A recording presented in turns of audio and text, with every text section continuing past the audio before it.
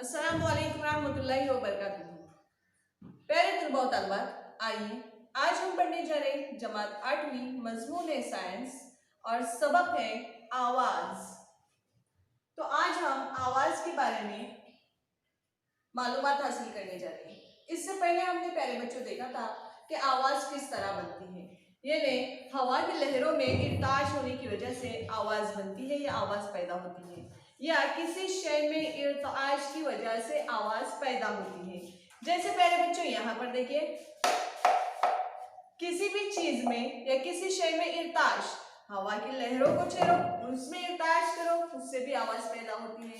तो आवाज की डेफिनेशन तो हमें पता है, फिर भी हम एक बार फिर आपको बता रहे हैं, किसी शय में इर्ताश की वजह से आवाज पैदा होती है। अब प्यारे बच्चों, उसके आगे हम देखेंगे आवाज की इशारत और वास्ता। जिस तरह से प्यारे बच्चों मालूमात की इशारत के लिए कोई वास्ता होता है। अब इशारत क्या, जैसे कि तालीम हासिल करना है, हम जो टॉपिक पढ़ रहे हैं फिलहाल, तो ये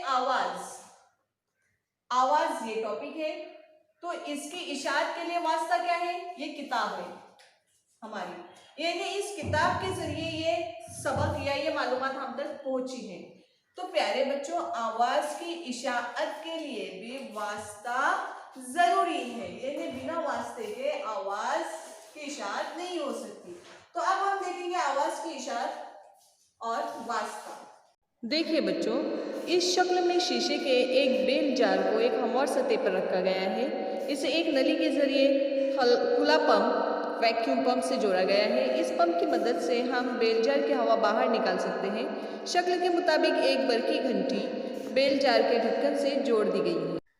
तजुर्बे के इब्तिदा में खुला पंप बंद होने की वजह से बेल जार में हवा मौजूद है। इस वक्त बरकी घंटी की कुंजी दबाते ही इसकी आवाज़ बेल जार के बाहर सुनाई देती है। अब खुला पंप के जरिए हवा आहिस्ता आहिस्ता बाहर खारिज करने पर बेल जार में मौजूद हवा आहिस्ता आहिस्ता कम होती जाती है। हवा की मिकदार जैसे जैसे कम होती है वैसे वैसे बरकी घंटी की आवाज़ भी कम होती जाती है।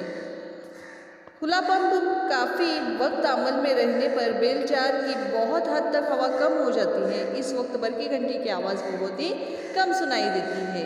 इस तजुर्बे से ये साबित होता है कि आवाज़ के पैदा होने और इशारत के लिए वास्ते की ज़रूरत होती है। तो प्यारे बच्चों, अब अगला पॉइंट है हमारा आवाज़ और मौसीकी।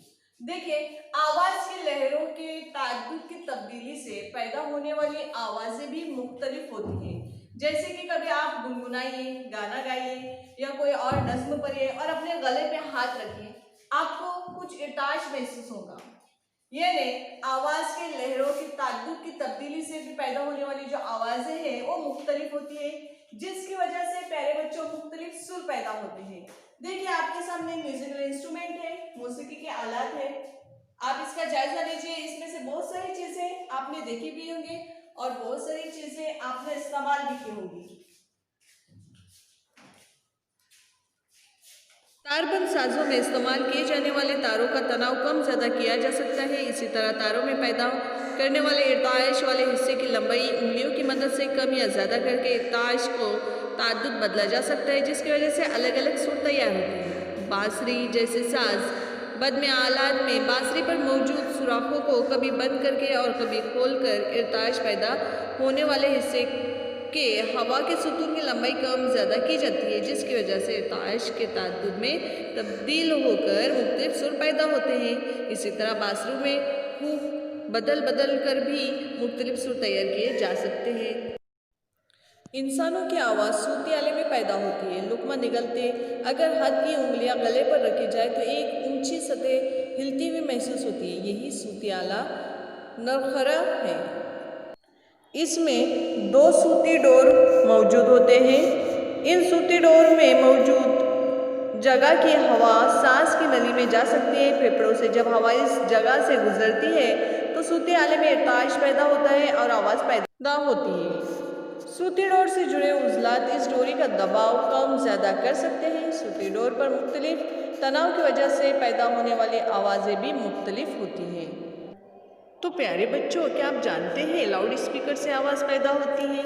लाउड स्पीकर के अंदरूनी साख्त के आर्जी तराश इसमें एक मुस्तकिल मैग्नेटिस होता है जिसके अतराफ लिपटे हुए लच्छे से बरकिरों गुजरने पर मैग्नेटिसी मैदान तैयार होता है।